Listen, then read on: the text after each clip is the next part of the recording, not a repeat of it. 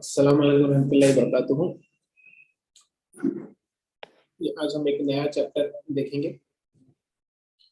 Chapter का नाम है challenges to and restoration of the Congress system.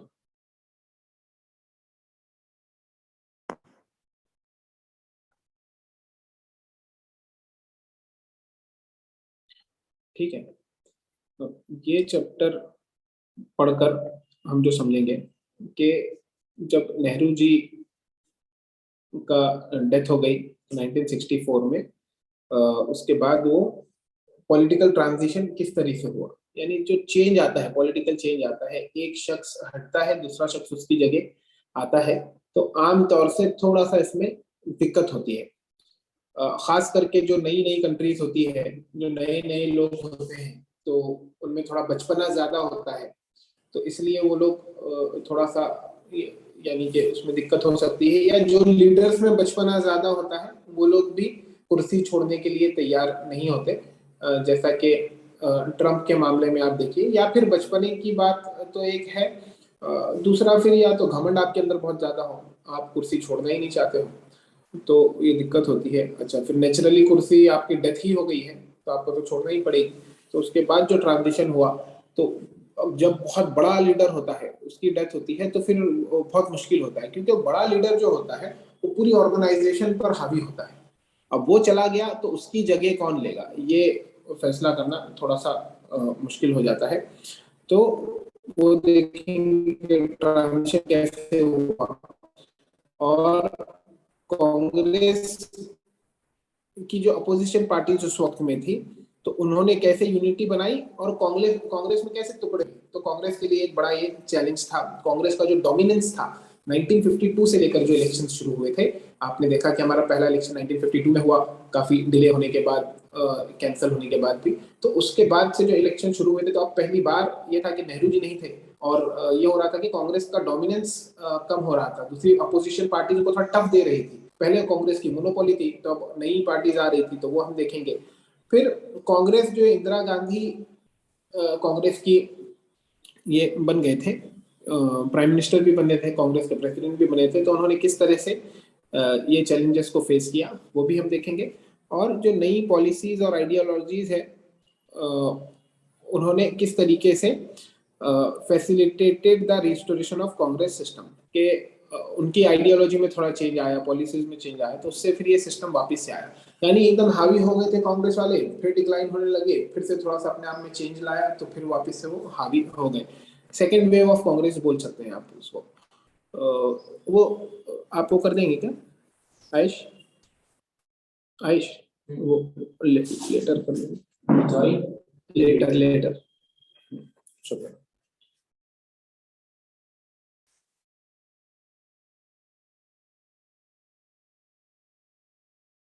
अब ये जो आपका चैलेंज ऑफ पॉलिटिकल सक्सेशन था, सक्सेशन बोलते हैं, सक्सीड करना कहते हैं कि एक के बाद कौन दूसरा बंदा आएगा, तो ये बड़ा एक चैलेंज था। प्राइम मिनिस्टर नेहरू मई 1964 में इनका डेथ हो गई थी। अब ये भी है कि 1962 में बहुत बड़ा झटका था नेहरू के लिए, अपने लिए, यानी कि बहुत बड़ा झटका था। और हो सकता है कि वो बहुत ज्यादा गम हो, और उस वजह से यानी कि ये है कि काफी बीमार वगैरह भी पड़ गए थे, और बाद में उनकी डेथ हो गई। और एक साल से ज्यादा तो वो बीमार ही थे, यानी आप समझिए। तो इसीलिए गम जो होता है ना, गम, इंसान को जो गम होते हैं और बहुत ज्यादा दुख होता है, उससे बीमार पड़ सकते हैं। और यही तो है कि इसीलिए कहा जाता है कि भाई ये टेंशन वगैरह जो बहुत ज्यादा है, इससे यकीनन बीमारियां होती हैं हमारे पूरे सिस्टम के अंदर। जो होता है, प्रॉब्लम होता है, कई रिसर्चेस उस पर आ गई है। और गम से भी कुछ बीमारियां हो सकती है। यूसुफ अलैहिस्सलाम चले गए, यानी कि उनके भाइयों ने फेंक दिया उनको, तो याकूब अलैहिस्सलाम अंधे हो गए, और जब फिर वो आ गए वापस, उनका आ भी नहीं गया, उनका सिर्फ कपड़ा आया तो उनकी आंख वापस आ गई। तो ये साबित करता है कि जो हम गम करते हैं, टेंशन लेते हैं, उससे भी क्या होती है, बीमारियां वगैरह होती है। तो गालिबन ऐसा हुआ नेहरू जी के साथ भी। अब उससे बहुत ज्यादा स्पेकुलेशन हुआ। अब कोई देखिए बीमार होता है घर में, किसी के अब्बा बीमार है, या कोई लीडर बीमार है, या कोई बड़ा अंदर में बीमार है, तो बाकी लोग बात करने लगते हैं, यार अब इनके बाद क्या होगा, कैसे होगा। कई लोग तो जिंदगी में भी बात करने लगते हैं। हो सकता है हम लोग ही बात करते हो कि भाई ये जब चले जाएंगे तो इनके बाद कौन संभालेगा, ये जब चले जाएंगे तो इनके बाद संभालेगा कौन। तो और स्पेकुलेट करते नहीं ये बेटा संभाल पाएगा, वो बेटा संभाल पाएगा। तो वैसे ही जब बड़ा लीडर बीमार पड़ा, इतना बड़ा लीडर, हिंदुस्तान का सबसे बड़ा लीडर उस वक्त का बीमार पड़ा, तो ये हुआ कि नेचुरल सा ख्याल आएगा कि इनकी डेथ हो गई तो क्या, तो वो ख्याल आया उस वक्त के लीडर्स को। अच्छा, एक सवाल तो ये था कि नेहरू के बाद कौन, उससे ज्यादा इंपॉर्टेंट सवाल, नया नया हम लोग थे तो नेहरू के बाद क्या, क्योंकि नेहरू जो थे वो पूरी तरीके से एक एक एस्पेक्ट पर हावी थे। यानी कि मोदी जी से आप उनको कंपेयर कर सकते हैं कि मोदी जी कैसा पूरा कंट्रोल अपने हाथ में रखे हुए हैं और सारी चीजें उनकी मर्जी के बिना नहीं होती, उसी तरीके से नेहरू का मामला था, लेकिन वो थे डेमोक्रेट। मोदी जी थोड़ा ऑटोक्रेटिक तरीके से करते हैं, नेहरू थे डेमोक्रेट, वो डेमोक्रेटिक तरीके से कुछ चीज करते थे। तो एक सवाल ये भी था कि उनके बाद क्या होगा। दूसरा सवाल ये था, और जो बाहर वाले थे उनको बहुत ज्यादा डाउट था कि जैसे अब्बा अब्बा बीमार है तो लोग नहीं कहते ये डुबा देगा, अपने बाप का कुछ संभाल नहीं पाएगा, ये डूबना पक्का है, बिजनेस डूबना पक्का है, ये घर वर नहीं संभाल सकता, ये कोई बिजनेस दुकान उकान नहीं संभाल सकता। तो वैसे ही लोग कहते थे कि अगर नेहरू चले जाएंगे तो इंडिया तो गया, इंडिया क्या हो जाएगा, खत्म हो जाएगा। और जो खास करके जो डेमोक्रेटिक एक्सपेरिमेंट है, दुनिया में इतना बड़ी डेमोक्रेसी कहीं थी ही नहीं, खास करके वैसी डेमोक्रेसी जहां पर लोग बहुत ज्यादा लिटरेट ना हो। तो हम इतनी बड़ी इलिटरेट पॉपुलेशन के साथ हमने डेमोक्रेसी का जो एक्सपेरिमेंट किया था, तो लोगों को लगता है कि नेहरू की ही कला है जो ये चला पा रहे हैं, वरना कि ये डेमोक्रेटिक एक्सपेरिमेंट वगैरह कुछ हो नहीं पाएगा। अब ये भी डर लगा रहता था कि नई कंट्रीज, जैसे दूसरी नई कंट्रीज इंडिपेंडेंट कंट्रीज है, तो इंडिया भी क्या होगा, डेमोक्रेटिक सक्सेशन उससे मैनेज नहीं होगा, और ये होगा कि अगर ऐसा फेल हो गया, डेमोक्रेटिक सक्सेशन नहीं हो पाया, तो फिर आर्मी को बीच में आना पड़ेगा और फिर वो ऑटोक्रेटिक रूल हो जाएगा, डिक्टेटरशिप वाला रूल हो जाएगा, जैसा कि हमारे पड़ोस की कंट्रीज में पाकिस्तान में हुआ है, कई बार हुआ है कि आर्मी का जो बंदा है वो आकर क्या कर लिया, उसने हुकूमत उसने संभाल लिया। इंडिया में अब तक के इस तरीके से नहीं हुआ है कि आर्मी ने आकर क्या किया है, जो डेमोक्रेटिकली इलेक्टेड गवर्नमेंट है उसको हटा दिया और फिर उसकी जगह खुद आकर बैठ गए। 2013 में, जहां तक मुझे याद आ रहा है सही से, 2013 में ये हुआ था कि एक अफवाह उड़ गई थी कि आपका जो मेरठ वगैरह या कैंटोनमेंट आगरे की तरफ से कुछ जो आर्मी की चीज, गालिबन वीके सिंह उस वक्त थे, तो कुछ जो आर्मी की जीप्स वगैरह थी और टैंक्स वगैरह थे वो मूव करने लगे थे दिल्ली की तरफ। तो कू ऐसे ही तो होता है, कू कैसे होता है भाई, आप आ गए बंदूक बंदूक लेके आके रख दिए, प्राइम मिनिस्टर को रख दिए, आपके आईएएस ऑफिसरों को रख दिए, असली ताकत तो उनके पास है ना। वो तो उनको फाइनेंशियली और दूसरे तरीके से हम लोग क्या करते हैं, वो रोक कर रखते हैं, लेजिटिमेसी नहीं आती है, लोगों ने उनको नहीं चुना है, तो इसलिए वो लोग कर नहीं पाते। लेकिन बड़ा डेलिकेट बैलेंस है। आर्मी अगर आपके खिलाफ हो जाए, जैसे जब ब्रिटिश के खिलाफ 1857 में हो गई थी, तो आप क्या कर लोगे, तो वैसा 2013 वगैरह में हुआ था, तो ऐसा लगा था कि वो कू है, तो वो डर वर लग गया था। लेकिन अब तक इंडिया में इस तरीके से कुछ हुआ नहीं है, तो ऐसा डर उस वक्त लगता था नेहरू जी के जाने के बाद कि यार फिर कौन कैसे संभालेगा ये सारे लोगों को। अब फिर ये भी था कि कई क्राइसिस थे, जैसे घरों के अंदर क्राइसिस होते हैं, जॉब नहीं है, बिजनेस नहीं है, खाने की दिक्कत है, ये है वो है, सब बिजनेस का कोई प्रॉब्लम होता है, कोरोना आया हुआ है, जीएसटी बढ़ रहा है, नए नए कानून आ रहे हैं, नए नए कंपटीशन आ रहे हैं, तो वो सारे के अंदर कैसा करें। तो वैसा ही कंट्री था, इंडिया था, उसके कई प्रॉब्लम्स थे। 1960s का जो डिकेड था, 1960 से 70 तक, ये 10 साल जो थे, उसको डेंजरस डिकेड कहा जाता है। कई अनरिजॉल्व प्रॉब्लम थे। अनरिजॉल्व प्रॉब्लम्स में नंबर 1 था पॉवर्टी, गरीबी। नंबर 2 था इनइक्वालिटी।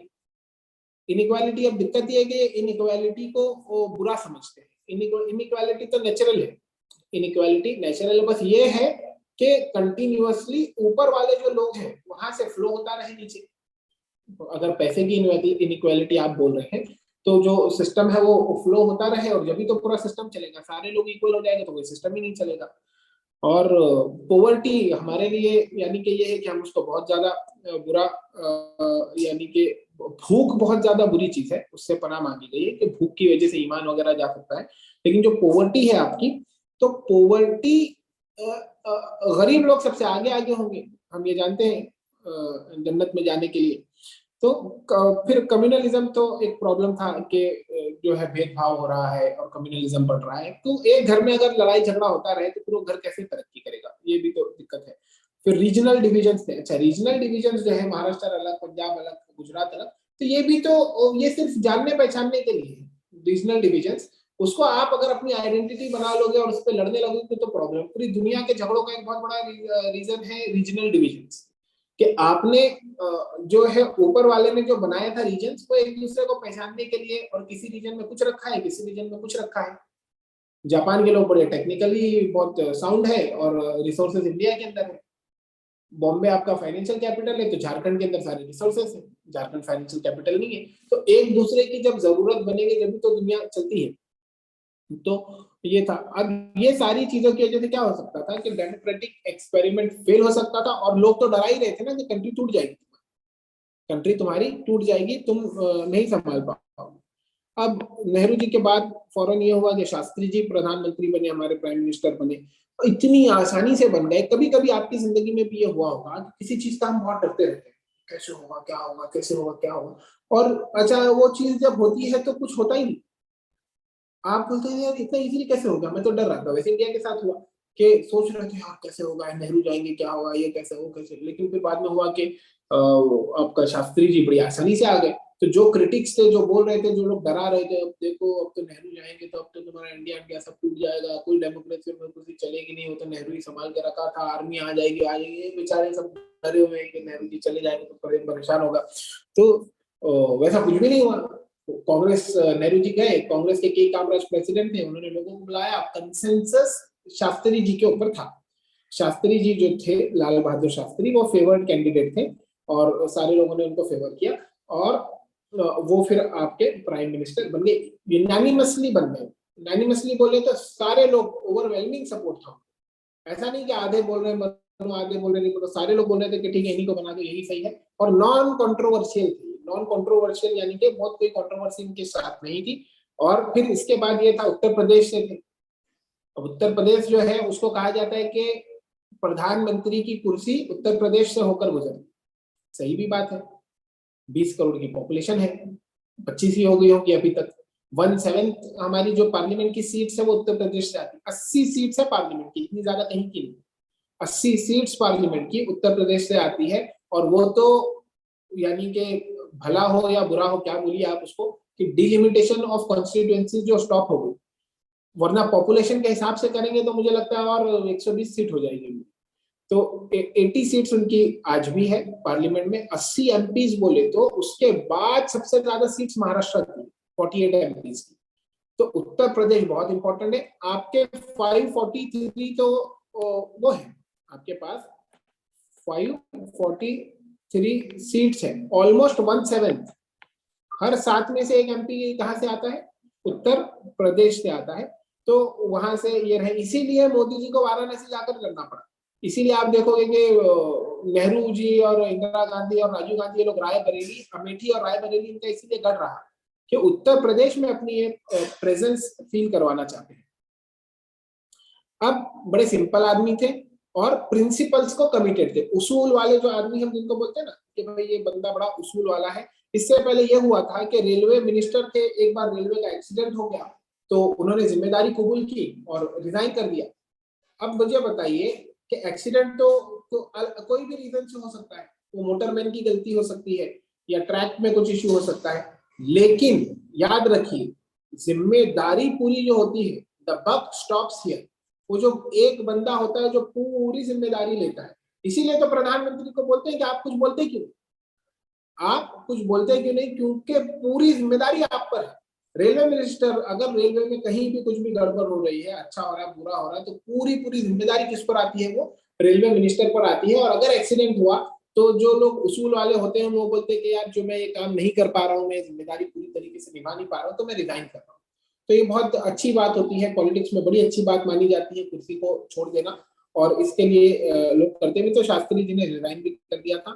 थोड़ा इनका बायोडेटा है यहाँ पर कि प्राइम मिनिस्टर इंडिया के थे और फ्रीडम मूवमेंट में पार्टिसिपेट किया, 1930 से ये पार्टिसिपेट करते आते थे।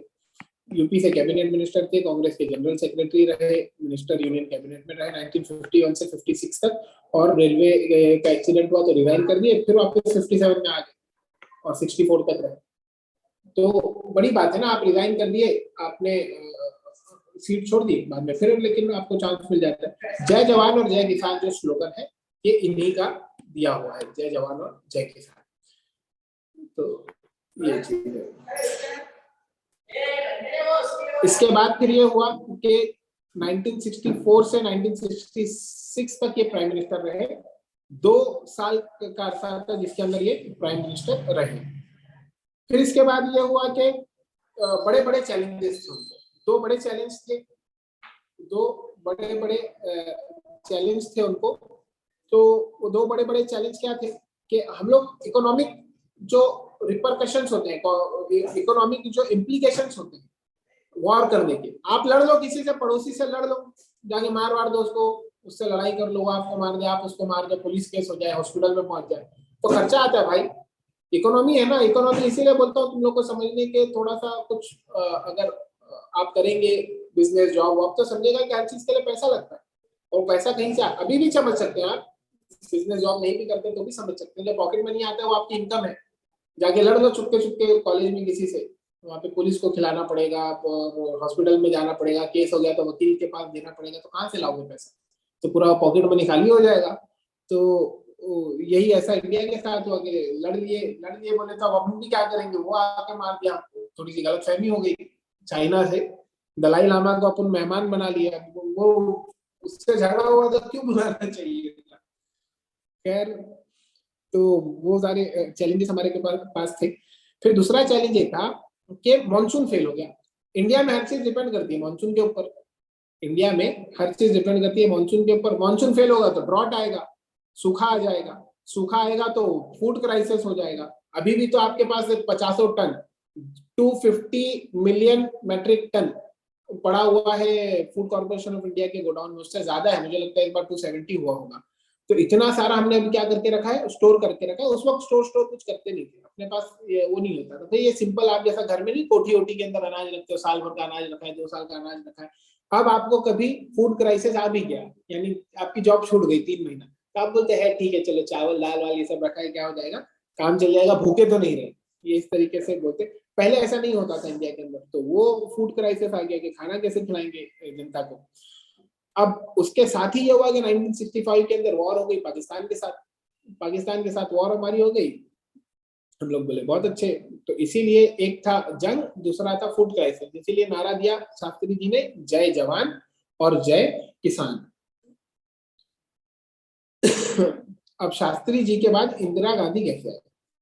अब क्या हुआ, 1965 के अंदर जो वॉर हुई थी पाकिस्तान के साथ, तो इसका सेटलमेंट जो करना था उसके लिए ताशकंद गए, यूएसएसआर ने सेटलमेंट कराया था। वहां से जनरल अयूब खान गए, यहाँ से शास्त्री जी गए। बड़े मिस्टीरियस सर्कमस्टेंस के अंदर, अभी भी मिस्ट्री उसकी बनी हुई है, थोड़ा सा हमको डाउट जाता है कि वहां पर कुछ फूड पॉइजनिंग वगैरह इस तरीके से उनको हुआ, कुछ तो चीज हुई उनको वहां पर, वहां उनकी डेथ हो गई। ताशकंद में ही हो गया, अब्रॉड में डेथ हो गई। अब डेथ हुई तो फिर आया सक्सेशन का मामला कि अब शास्त्री जी तो चले गए, अब कौन? अब ये 2 साल में आ गया कि जल्दी से जल्दी बार बार क्या हो गया, 2 लोग चेंज हो गए, तो स्टेबिलिटी नहीं आती कंट्री के अंदर। बार बार अगर चेंजेस होते होंगे ना तो क्या होता है, किसी चीज में स्टेबिलिटी नहीं आती है। तो ये टाइम था उस वक्त में। अच्छा, पहले तो शास्त्री जी को यूनानिमसली लोगों ने चुन लिया। फिर बाद में थे आपके अब 2 लोगों में कंपटीशन हो गया। एक थे आपके मुरारजी देसाई और दूसरी थी आपकी इंदिरा गांधी। मुरारजी देसाई जो थे वो बड़े लीडर थे, पहले से कांग्रेस के वर्कर वगैरह थे, और इससे पहले उन्होंने जो है वो कैबिनेट के अंदर भी रहे। चीफ मिनिस्टर थे बॉम्बे स्टेट के। बॉम्बे स्टेट के अंदर पहले गुजरात भी आता था। 1960 या 61 में आपका महाराष्ट्र और गुजरात अलग हुआ है, उससे पहले दोनों मिला हुआ था और उसको बॉम्बे स्टेट बोलते थे। तो दोनों के क्या थे, ये चीफ मिनिस्टर थे। यानी कि इसको ऐसा बोल सकते हैं कि वो चीफ मिनिस्टर ऑफ महाराष्ट्र और चीफ मिनिस्टर ऑफ गुजरात दोनों प्लस थे वो। तो और फिर एक मिनिस्टर भी थे कैबिनेट में। अब इंदिरा गांधी जो बेटी थी जवाहरलाल नेहरू की, तो इंदिरा गांधी का प्रोफाइल ये था कि कांग्रेस की प्रेसिडेंट रही, इसके साथ ही यूनियन मिनिस्टर रही थी वो इंफॉर्मेशन के लिए लाल बहादुर शास्त्री की गवर्नमेंट में। लेकिन वो 2 साल ही रही, ब्रीफ पीरियड था, बहुत ज्यादा उनको एडमिनिस्ट्रेटिव एक्सपीरियंस नहीं था। अब इस बार लोगों ने क्या किया, इस बार डिसाइड किया कि हम लोग बना देंगे इंदिरा गांधी को प्राइम मिनिस्टर। कांग्रेस वाले थे, देखो पॉलिटिक्स सबकी अलग अलग चलती है, सब अपने अपने पॉइंट ऑफ व्यू से सोचता है, सबके दिमाग में अपनी एक पिक्चर चल रही होती है, तो वो उस हिसाब से सोचता है कि अगर ऐसा हो जाएगा तो मेरा क्या, मेरा पॉइंट ऑफ व्यू क्या। तो जो कांग्रेस के बड़े बड़े लोग थे वो सोचे बच्ची है, इसको लेके आएंगे तो इसको तो कुछ मालूम नहीं है, सब हमसे पूछेगी। वो शादी आदि नहीं होती तो अम्मी और बहन लोग की अलग पॉलिटिक्स चलती है। वो जो देखती है कि बहू कैसे लाना है तो सोचती है कि यार ये बहू तो थोड़ी सी यानी कि भोली वाली सीधी सादी है और ये क्या इसको अपन कंट्रोल कर सकते हैं, वो ज्यादा उनका दिमाग वैसा चलता है। अब लेकिन ये लोगों के साथ क्या हुआ कि इंदिरा गांधी को ये बना तो दिए, तो ये बहू आई और बहू तो बड़ी जीरिक और होशियार और अकलमंद निकली। और उसने क्या करी, पूरा पूरा यानी कि ये लोगों की कुछ चलने वलने बाद में दी नहीं। तो ये लोग डर रहे थे मुरारजी देसाई को बनाने से, इसलिए डर रहे थे कि कहीं मुरारजी देसाई हावी ना हो जाए, हमारी तो कुछ सुनेगा नहीं, हमारी चलेगी नहीं, हमारी कौन सुनेगा, क्योंकि मुरारजी देसाई बड़ा एक्सपीरियंस्ड है और इतना बड़ा लीडर है। हम लाते हैं बच्ची की इंदिरा गांधी को ताकि चले किसकी, चले हमारी। लेकिन जिस बात से डर रहे थे वही हो गया। तो मैं आपको बोलता रहता हूँ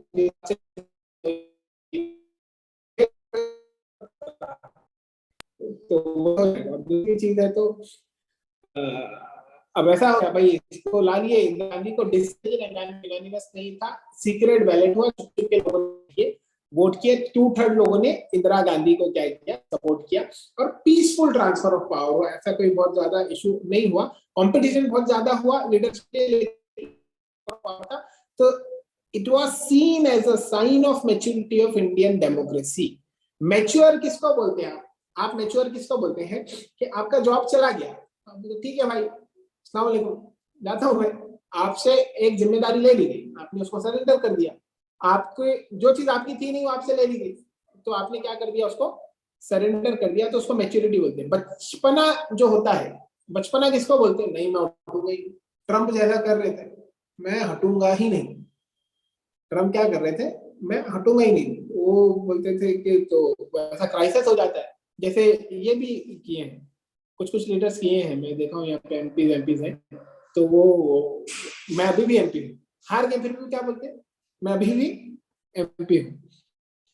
तो हार को कबूल कर लेना, तो बड़ा किसी ने अच्छा किसी वीडियो में कहा कि भाई स्पोर्ट्स यानी कि सिर्फ फिजिकल फिटनेस नहीं होता, स्पोर्ट्स में आप हारने को कबूल करते हो।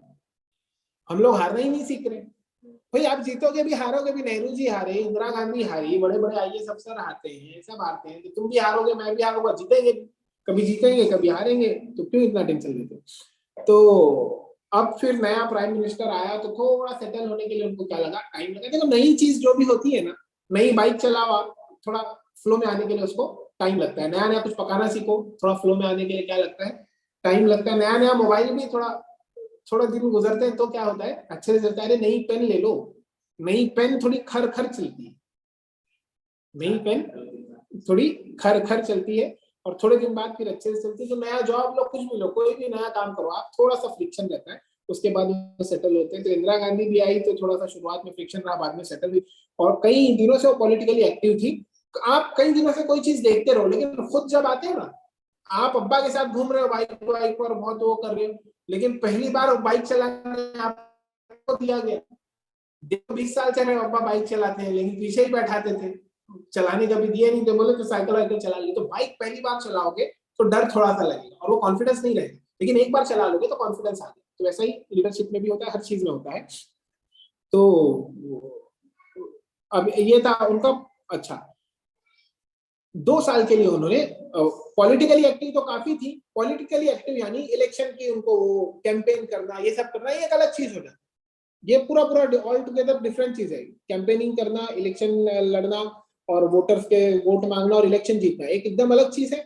दूसरी चीज है कि बैठकर इसको करना, जैसे अगर मैं क्लास की मिसाल दूं कि भाई बाहर जाना, मार्केटिंग करना और लोगों से मिलना, बच्चों को लेकर आना और फिर आपके इंस्टीट्यूट चलाना, एक अलग ही चीज है। लेकिन यहाँ बैठकर चलाना, लेक्चर कंडक्ट करना, उसको सारी चीजें करना, टेस्ट कंडक्ट करना और पास वास करवा के देना, वो ऑल टुगेदर एक दूसरी चीज है। तो कुछ कुछ लोग होते हैं जो दोनों में वो होते हैं कि अच्छे होते हैं, कुछ लोग एक में अच्छे होते हैं, कुछ लोग दूसरे पार्ट में अच्छे होते हैं। तो उसको एडमिनिस्ट्रेशन का एक्सपीरियंस इंदिरा गांधी को उतना ज्यादा उस वक्त में नहीं था, थोड़ा सा था शास्त्री जी की कैबिनेट के अंदर। फिर सीनियर कैबिनेट जो मेंबर्स थे वो लोग ने ये सोचकर किया था कि उनको एक्सपीरियंस नहीं होगा, तो बार बार आगे पूछेगी कि भैया ये कैसे करते हैं बता दो, भैया वो कैसे करते हैं बता दो, अच्छा अच्छा ये टाइम पे क्या करते हैं। लेकिन इंदिरा गांधी जो थी वो तो भाई खानदानी थी ना, खानदानी यानी के लफ्ज खानदानी का मतलब से मेरा यहाँ ये मुराद है कि उनके वालिद साहब, उनके दादा यादा, वो सारे लोगों में ब्लड में चला आ रहा था। तो हो सकता है कि वो क्या हो, नए नए हो। अभी आपकी प्रियंका गांधी जो है, हो सकता है नहीं नहीं है, अभी कुछ वो नहीं किया है, लेकिन ये बहुत जल्दी सीख जाएगी क्योंकि वो जेनेटिक्स में आ रहा है ना। हाँ, तो वो बहुत जल्दी सीख गई सारी चीजें। अब एक साल में बनने के अंदर पार्टी को इलेक्शन लड़ना पड़ा, लोकसभा का इलेक्शन हुआ, जैसे इंदिरा गांधी बनी 1967 में बनी। इस वक्त जो इकोनॉमिक सिचुएशन थी बहुत खराब हो गई थी। अब इलेक्शन आया है, इकोनॉमिक सिचुएशन खराब है। फिर दूसरा प्रॉब्लम ये है कि अब ये सारी डिफिकल्टीज के अंदर उसने क्या किया, पार्टी का पूरा कंट्रोल ले लिया। पार्टी का कंट्रोल बोले तो मेरी सुनना पड़ेगा, मोदी जी ने जैसा किया था 2013 के अंदर, पूरा पार्टी का कंट्रोल लिया। उनको गोवा के अंदर जो हुआ था, एक इनकी बीजेपी की मीट हुई थी, उसके अंदर भाई प्राइम मिनिस्टर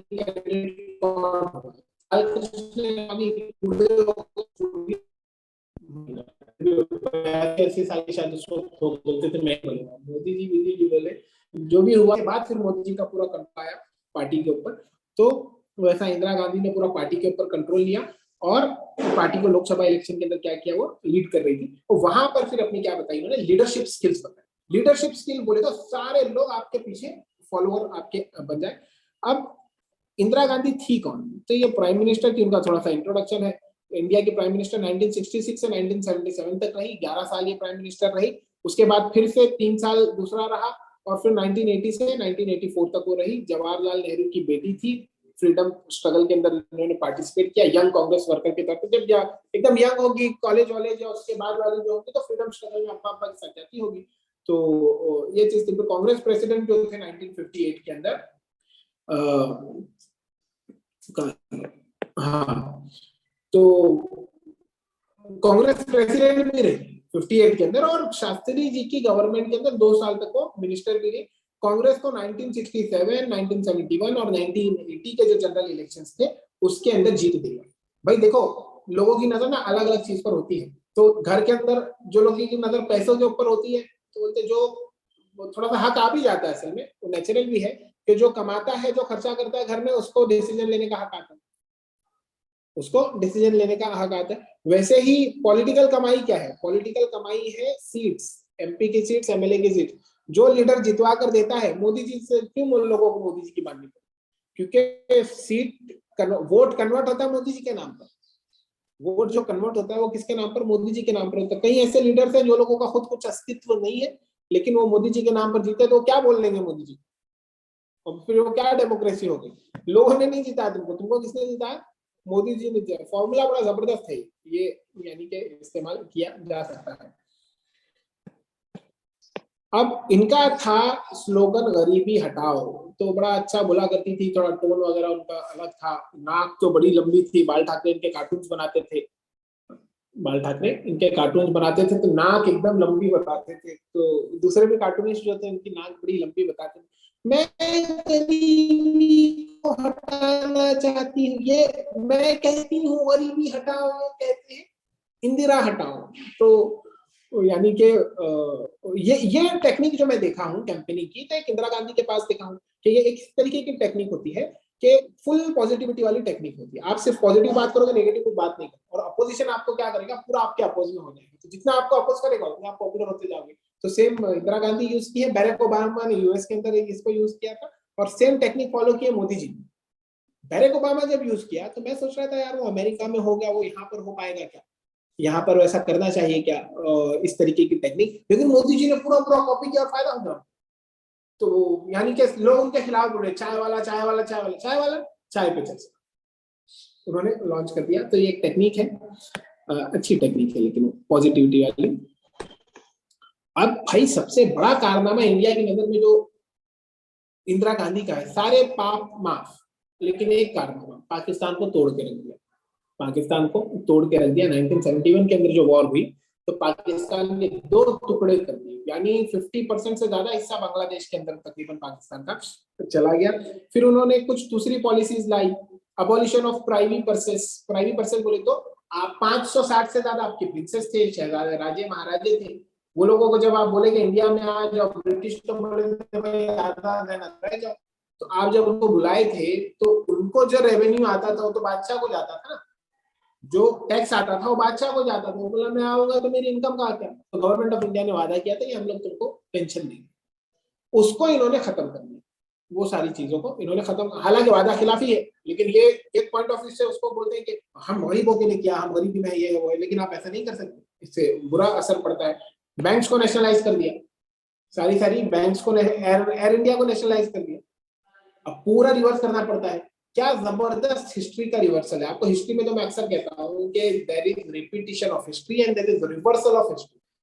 आप पूरा पूरा मतलब देखो 2001 के अंदर अमेरिका आया अफगानिस्तान के अंदर, जीत गया। जीत गया बोले तो जीता तो नहीं था वो, लेकिन इनको वहां से कब्जा कर दिया। 20 साल बाद भागना पड़ रहा है वापस, reversal of history. Indira Gandhi ने नेशनलाइजेशन किया एयर इंडिया का, उस वक्त में टाटा से ले लिया, अब फिर बेचना पड़ रहा है। किसको बेचा? टाटा को बेचा। Reversal of history. ऐसा कई रिवर्सल ऑफ हिस्ट्री होते रहते हैं, तो ये चलता रहता है। ये बड़े, लेकिन आपको एक पैनोरामिक व्यू से इसको देखना पड़ेगा, तो आपको बहुत सारे ऐसे, फिर इससे पहले आपको आज क्या चल रहा है वो देखना पड़ेगा, हिस्ट्री देखनी पड़ेगी क्या चल रहा है, तो रिवर्सल देखिएगा। नेशनलाइज बैंक का कर दिया नेशनलाइजेशन, इसके बाद फिर इन्होंने क्या किया, न्यूक्लियर टेस्ट कर दिया। ये भी बड़ा कारनामा था। न्यूक्लियर 1962 में चाइना से जंग हो गई, तो अब अपने को डर लग गया। क्यों डर लग गया? कि ऐसा ही है कि बाजू वाले ने बंदूक लेकर आ गए, अपना खूब झगड़ा हुआ और बाजू वाले के पास क्या है, बंदूक है। 1964 में शायद उसने लाया, अब उसके पास बंदूक है, अब एक बार मारे तो अपने को तो डर लगता रहेगा ना कि आज मारे कल भी मार सकता है। तो हम लोग वो डरते रहते थे, तो हम लोग बोले हमको भी बंदूक चाहिए, हमको भी बंदूक चाहिए। बंदूक कब मिली अपने को? 1974 में, और उसको भी पहली बंदूक लाने वाली कौन थी? इंदिरा गांधी थी। और 31 अक्टूबर को असैसिनेट हो गए। इन्वायरमेंट प्रोटेक्शन जो है उसके लिए कानून वगैरह नहीं मिला। आप देखो इन्वायरमेंट प्रोटेक्शन के जो एक्ट मिलेंगे, फॉरेस्ट वाला act, wild life protection act, ये सब आपको 1972 में मिलेंगे, जब 71 में जंग के बाद बहुत पॉपुलर थी। और 1984 का एक एक्ट है इन्वायरमेंट प्रोटेक्शन एक्ट, वो इन्होंने लेके आया पहली पहली बार। उस वक्त तो इन्वायरमेंट आज कोई नहीं देखता। आप देखो, आप थोड़ा टाउन इलाके में चले जाओ, मेन मेट्रो सिटी से हट जाओ, टाउन में चले जाओ, गाँव में चले जाओ, इतना एनवायरमेंट कोई देखता है क्या? पेड़ मत काटो, ये मत करो, वो मत करो। हालांकि मुझे तो ये भी लगता है कि वो इतना ज्यादा इन्वायरमेंट जो है वो एक तरीके का, फिर प्रायोरिटी आपको सेट करनी पड़ेगी ना। मैं भूखा मर रहा हूँ और मुझे चूल्हा जलाना है, लकड़ी है मेरे पास, मैं क्या करूँ? नहीं नहीं, we are so environment conscious, we will not burn wood, ऐसा बोल ही नहीं सकते। अरे भाई लकड़ी जलाना पड़ेगा, काय के लिए दिमाग में रख। तो ये कभी कभी जो ये लोग बोलते हैं, खैर बात थोड़ी अलग चली जाएगी, कभी उस पर बात करेंगे। तो इन्वायरमेंट प्रोटेक्शन एक्ट, अब क्या हुआ कि सलीम अली, आपके औरंगाबाद के सलीम अली जो लेक है, तो ये सलीम अली जो थे ये तमिलनाडु के थे। सलीम अली जो थे वहां के ऑर्निथोलॉजिस्ट जो थे, चिड़ियाओं पर, बर्ड्स के ऊपर जो उन्होंने बहुत ज्यादा रिसर्च है और बहुत जबरदस्त रिसर्च है उनकी। तो वो इनके फ्रेंड थे, वो इंदिरा गांधी के। देखो दोस्तों का असर पड़ता है अपने ऊपर। हाँ, दोस्तों की बात सुनेंगे ना, कोई एक बात बोल देता है हमको, ये सब चीजों का हमारे ऊपर असर पड़ता है। तो वैसा ही इन्होंने बोल दिया होगा सलीम अली ने, यार देखो थोड़ा ये इन्वायरमेंट वगैरह पे करना चाहिए, यूएस में हो रहा है, यूके में हो रहा है, अच्छा अच्छा वैसा हो रहा है, ठीक है मैं लेके आता हूँ। तो ये हो गया। तो इसीलिए बोलते हैं कि दोस्त अच्छे रहो, क्योंकि दोस्त कुछ बात बोलते हैं ना, हम सुन लेते हैं। अच्छी बात बोलोगे तो सुन लोगे, फायदा होगा, बुरा बोलोगे तो भी सुन लोगे, फायदा होगा। तो दोस्त अच्छे होने चाहिए, एकदम सीधा कट कर देंगे, कुछ भी नहीं चाहिए भाई, मेरे को क्या करने का, मैं मेरा मेरा देखूंगा, तेरा देखूंगा। तकलीफ होती है उसमें, लेकिन करना चाहिए। दोस्तों को क्या करना चाहिए, अगर दोस्त खराब है तो कट कर देना चाहिए, और अगर खुद वो खराब दोस्त है तो फिर खुद अच्छा होने की कोशिश करना चाहिए ना। लेकिन अपने से भी खराब कोई अपना दोस्त होगा, उसको कट कर देना चाहिए। फोर्थ जनरल इलेक्शन 1967 के अंदर, तो देखो पहला वाला 1952 में हुआ इलेक्शन, दूसरा वाला 1957 में हुआ, तीसरा वाला 1962 में, 5-5 साल बाद हो गए। हाँ, और फिर फोर्थ वाला था 1967 के अंदर। अब ये एक लैंडमार्क है। लैंडमार्क बोले तो आप लैंडमार्क किसको बोलते हैं? औरंगाबाद के अंदर आप लैंडमार्क बोलते हो गांधी पुतला। आप किसको बोलते हो? बाबा पेट्रोल पंप आपका लैंडमार्क है, एक जमीन के ऊपर कोई मार्ग, तो जिससे पहचाना जाए एरिया। दिल्ली गेट एक क्या हो गया? लैंडमार्क हो गया। बॉम्बे के अंदर आप बोलोगे वीटी स्टेशन के बाहर, तो वीटी क्या हो गया? लैंडमार्क हो गया। तो टाइम के अंदर भी लैंडमार्क होगा कि भाई किसी साल या किसी वक्त बहुत बड़ी चीज हुई। आपका लैंडमार्क इवेंट क्या होता है? नीट में जबरदस्त मार्क्स, यूपीएससी प्रीलिम्स पास, अरे जबरदस्त, ये क्या हो गया? लैंडमार्क हो गया। बर्थडे लैंडमार्क उसको नहीं, हर साल आता रहता है ना। लैंडमार्क कोई ऐसी चीज होती है जो कुछ यूनिक होता है जिसके, तो वो लैंडमार्क इवेंट है अपना 1967 के अंदर। तो क्यों लैंडमार्क इवेंट है? क्योंकि कांग्रेस पार्टी की जो डोमिनेंस था, मोनोपोली थी, अब धीरे धीरे क्या हो रही है, वो खत्म हो रही है और चेंजेस आए। इलेक्शन का जो पैटर्न चेंज चल रहा था वो चेंज आ गया। जब मोदी जी चल रहे 2014 से 19 को भी मोदी जी आ जाए, मान लो अल्लाह ना करे खुदा ना खास्ता फिर आ जाए 24 के अंदर, तो ये क्या भाई, अब तो लोगों को लग रहा है कि जाएंगे, लेकिन फिर कुछ ऐसा हो जिसकी वजह से वो ना आए, दूसरे लोग आ जाए, तो आप क्या बोलोगे? यार ये तो लैंडमार्क है, इतने दिन से इसका जो चल रहा था। तो अब इलेक्शन कैसे हो रहे थे? दो प्राइम मिनिस्टर अपने डेथ हो चुकी थी, फटाफट जल्दी जल्दी 2 साल के अंदर दो लोगों की डेथ हो गई, सक्सेशन हो गया, और फिर यानी क्विक सक्सेशन में एक के बाद एक उनकी डेथ हो गई। नया प्राइम मिनिस्टर को पॉलिटिकल नोविस समझते, नोविस यानी कि नया नया बच्ची है ऐसा समझते थे। नॉवेल इसी से निकला है, नॉवेल जो वर्ड है, नयापन जिसको बोलते हैं ना, कुछ नया होता है। और उनको सिर्फ एक ही साल हुआ था इलेक्शन में आगे, 66 में शास्त्री जी की डेथ हुई, 67 में इलेक्शन आ गए, तो एक ही साल हुआ था। अब ये हुआ कि इकोनॉमिक क्राइसिस उस वक्त में चल रहे थे, सक्सेसिव फेलियर ऑफ मॉनसून। भाई एक बार मॉनसून फेल हुआ झेल लेंगे, 2 बार झेल हुआ फिर फेल हुआ तो भी तकलीफ हो जाती, लेकिन एक बार, 2 बार, 3 बार, 4 बार, 1 महीने की पगार नहीं आई ठीक, दूसरे की भी नहीं आई ठीक, तीसरे की नहीं आई हालत खराब, चौथे की नहीं आई जाओ। तो वैसा बार बार मानसून फेल हो रहा था। मानसून फेल हुआ तो ड्रॉट आ गया, सूखा पड़ गया, सूखा पड़ गया तो एग्रीकल्चर प्रोडक्शन कम हो गया, प्रोडक्शन कम हुआ तो फूड क्राइसिस आ गया, फूड क्राइसिस आ गया तो अपने को बाहर से खरीदना पड़ा फॉरेन। अच्छा, जेब में पैसे नहीं है, एग्रीकल्चर कंट्री है, तो फॉरेन एक्सचेंज अपना कम होने लगा, तो फिर इंडस्ट्रियल प्रोडक्शन कम होने लगा, सारी चीजें ये होने लगी। इसके साथ फिर ये सब तो चल ही रहा है, घर में खाने को नहीं, पगार अपनी नहीं आ रही है, 2-3 महीने से अपनी पगार नहीं आ रही है। प्रोडक्शन जो करते हैं अपन, मान लो कपड़ा बना बना के बेचते हैं, गारमेंट है आपका शर्ट का, तो प्रोडक्शन आपके घर में हो गया कम। अब इसके ऊपर सोने पे सुहागा पड़ोसियों से लड़ ली, एक इससे भी लड़ लिए बाजू वाले से, एक इससे भी लड़ लिए, एक तो बड़ा पड़ोसी था खूब मारा और दूसरे से भी लड़ लिए, तो पैसा जाता है ना इसमें। लड़ोगे तो भाई लगेगा नहीं लगेगा कुछ, तुम अपन आप आपके लोकल एरिया में भी लड़ो, लड़ो मत, मैं बोल रहा हूँ कि ऐसा लड़ोगे तो आपको कुछ तो लगेगा ना, डंडा भी तो लगेगा लाने के लिए, लाठी तलवार वलवार ये वो, ज्यादा उसमें आएंगे आप होशियारी में तो कट्टा वट्टा खरीद लाएंगे, तो उसके लिए पैसा लगता है ना। और अच्छा, फिर एक बार लड़ लोगे तो फिर पुलिस केस ये वो सब, तो वही हमारे पास हुआ कि मतलब इतने परेशानी परेशानी में और लड़ भिड़ लिए, पैसा ऐसा क्या हो गया, कम हो गया है।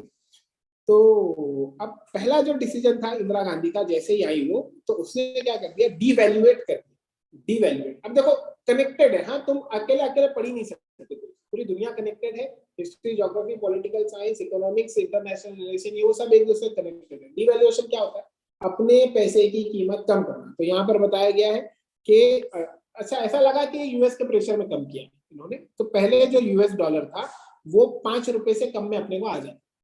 डीवैल्यू करने का मतलब बोले तो अपनी कीमत कम हो रही है ना, तो अपनी कीमत कम होगी तो आप पहले यानी कि 5 रुपए में 1 US डॉलर खरीद सकते हो, 5 रुपए में 1 US डॉलर, या फिर ऐसा समझो कि 1 US डॉलर में 5 रुपए खरीद सकते, 1 US डॉलर में 5 रुपए खरीद सकते हो, यानी 1 US डॉलर में 5 आम खरीद सकते हो।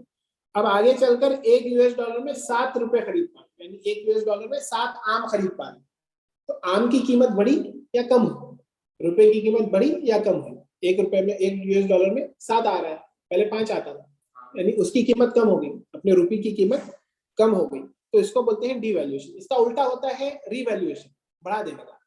3 रुपए में आ रहा है, 1 US डॉलर में कितना आम आ रहा है, 3 आम आ रहा है, या 1 US डॉलर में 3 रुपया आ रहा है, तो अपनी कीमत क्या हो गई, बढ़ गई। कीमत बढ़ने से अपने को फायदा नहीं है और घटने से बहुत ज्यादा नुकसान नहीं है, ये भी याद रखो, ये गलत लोगों को फहमी होती है, वो कभी इकोनॉमिक्स के लेक्चर में देखेंगे।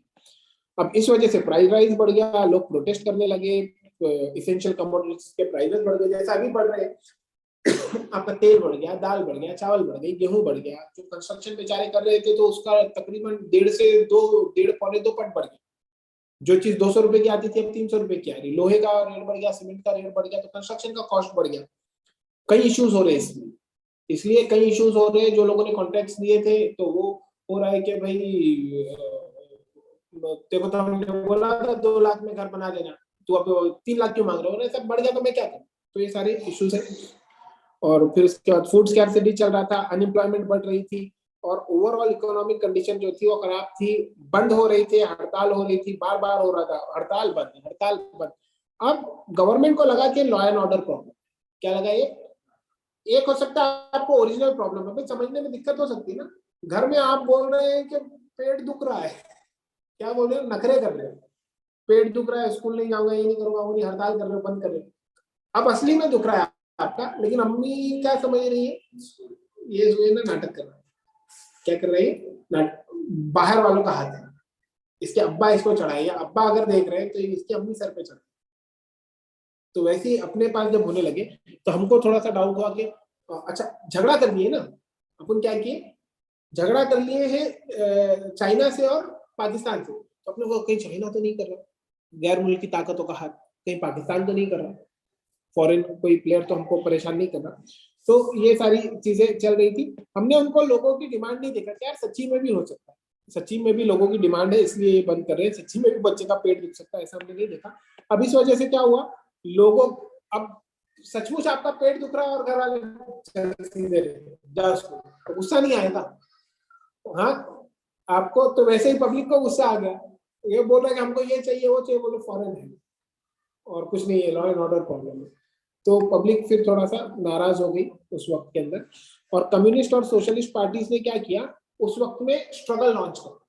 कम्युनिस्ट पार्टी तो बोलती है ना, मतलब कितना खुलेआम बोलती है, हमको तख्ता पलटना है गवर्नमेंट का, हमें गवर्नमेंट को उखाड़ के फेंक देंगे, साफ साफ बोलती है कम्युनिस्ट पार्टी।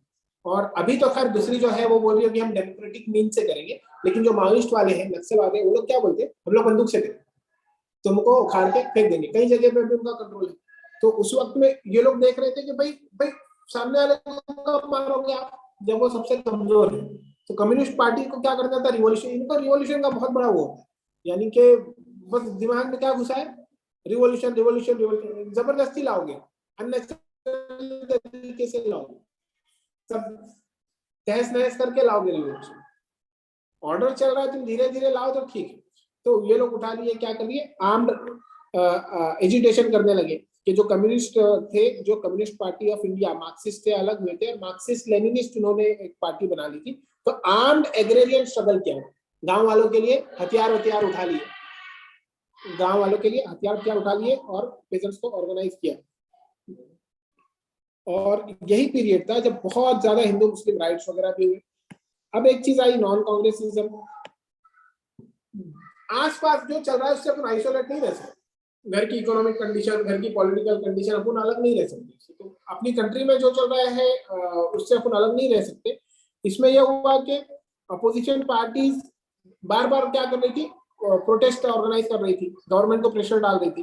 तो जो पार्टीज थी वो किस चीज के लिए अपोज थी, कांग्रेस को जो अपोज थी, तो उनको ये समझ में आया कि कांग्रेस को ये समझ में आया कि अगर वोट्स जो डिवाइडेड होते हैं, सामने वालों के वोट्स डिवाइडेड होते हैं, ये अपोजिशन को समझ गया कि जैसा अभी है मोदी जी के अपोजिशन में लोग को मालूम है अपने वोट डिवाइड हो रहे हैं इसलिए मोदी की पावर।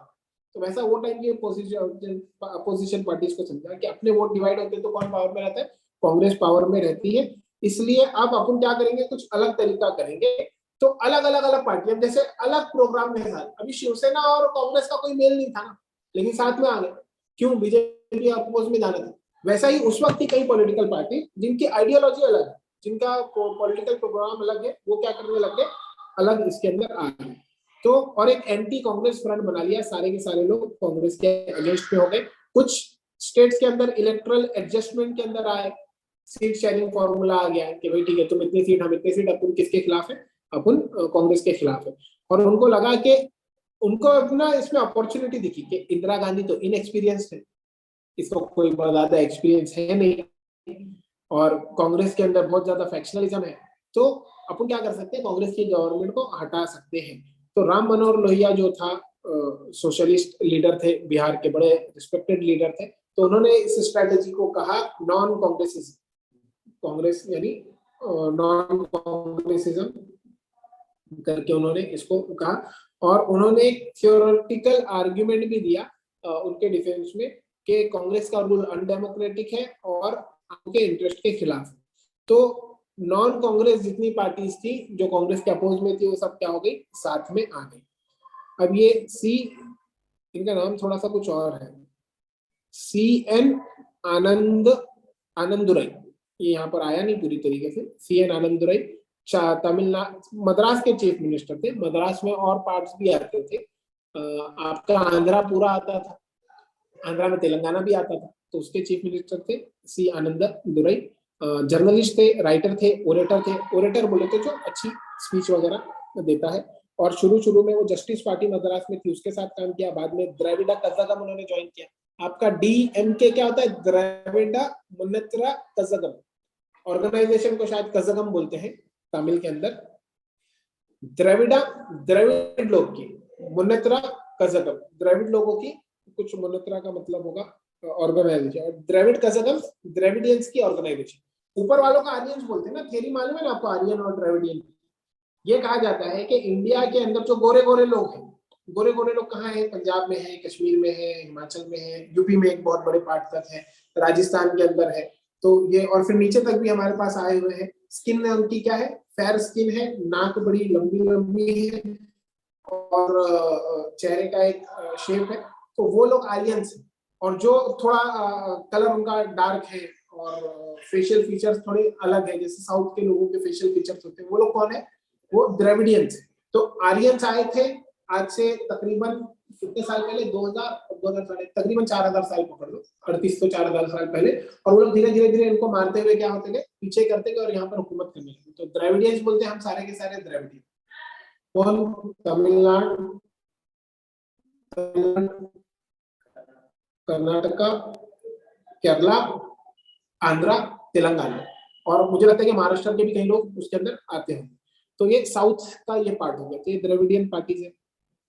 फिर डीएमके बना ली उन्होंने 1949 की अपनी वाली, अभी डीएमके जिसके चीफ मिनिस्टर है एमके स्टैलिन। एमके स्टैलिन आपके अभी चीफ मिनिस्टर है तमिलनाडु के। वो जो आपके क्या नाम था उनका, डेथ हुई अभी जिनकी लीडर की, चश्मा पहन के रहते थे हमेशा रात में भी, तमिलनाडु वाले, क्या नाम है उनका, एक तो जयललिता थी और एमके स्टैलिन के अब्बा, नाम उनका क्यों भूल रहा हूं मैं, खैर आपको याद आ गया होगा। तो ये डीएमके जो पार्टी है ये इन्होंने बनाई थी, सी एन आनंदा दुराई ने 1949 के अंदर ये बनाई थी। और द्रविडियन कल्चर के प्रोपोनेंट थे, भाई अपना द्रविडियन कल्चर है, अपना अलग कल्चर है और नॉर्थ का कल्चर अलग है। हिंदी के इम्पोजिशन के खिलाफ थे। देखो ये तो लोग समझते नहीं है बात, क्या आप जबरदस्ती, मैंने कई साउथ वालों को देखा हूँ, वो एक मिला मुझे, मैं जा रहा था बम्बई जा रहा था या कहीं पे जा रहा था, तो मिल गया साउथ की था बंदा, बंदा बोले थे अच्छे अंकल थे वो, 60s में होंगे अपनी। तो मैं उर्दू का कुछ पढ़ रहा था, लिटरेचर का, उर्दू पढ़ते हो, मैं बोला हाँ, अच्छा अच्छा अच्छा, मुझे बहुत पसंद है उर्दू, मुझे सीखना है। अच्छा अच्छा अच्छा, फिर बोलने लगे कि मीर क्या पढ़ रहे हो, तो मैं बोला मीर क्या शायर है ये, पत्ता पत्ता बूटा बूटा हाल हमारा जाने है, जाने ना जाने दिल ही ना जाने, बाग तो सारा जाने है। तो जैसे ही सुने तो शुरू हो गए, शायद कोई गजल वजल भी पढ़ा है, तो पूरे तरस वर्ष में, हाँ ट्रेन में बैठे हम लोग ऊपर, और पूरे तरस में शुरू हो गए, पत्ता पत्ता ऐसा हाथ वाथ रख के, पत्ता पत्ता बूटा बूटा, ऐसा पूरा। यार ये तो अच्छा, और तलफ्फुज बड़े अच्छे निकाल रहे हैं उर्दू के। तो उर्दू पसंद करते हैं लेकिन हिंदी अपोज करते हैं। अच्छा हिंदी उर्दू दोनों सेम ही तो है, लेकिन हिंदी अपोज क्यों करते, तुम जबरदस्ती कर रहे हो, और उर्दू क्यों कर रहे हो, नेचुरली उनका वो हो रहा है। करुणानिधि, इन्होंने बताया मुझे अभी, क्या नाम है उसका, करुणानिधि जो थे लीडर वहां के, और एंटी हिंदी एजुटेशन वगैरह इन्होंने सबने किया। तो इस तरीके से ये थे आपके लीडर। तो बाकी वाला हम देखेंगे नेक्स्ट वीडियो में। यानी कि मुझे कुछ लोग बोल रहे हैं भाई आप ऐसा भी बोला करो कि लाइक, क्या, शेयर एंड कमेंट। मैं बोला यार लाइक अगर अच्छा लगेगा तो खुद करेगा, कमेंट करना रहेगा तो करेगा, और दिल करेगा अच्छी चीज है तो शेयर करेगा। मैं क्या बोलूँ उसको, मैं नहीं नहीं याद दिलाने का बात में, तो मैं आपको याद दिला रहा हूँ, ठीक है। चलिए।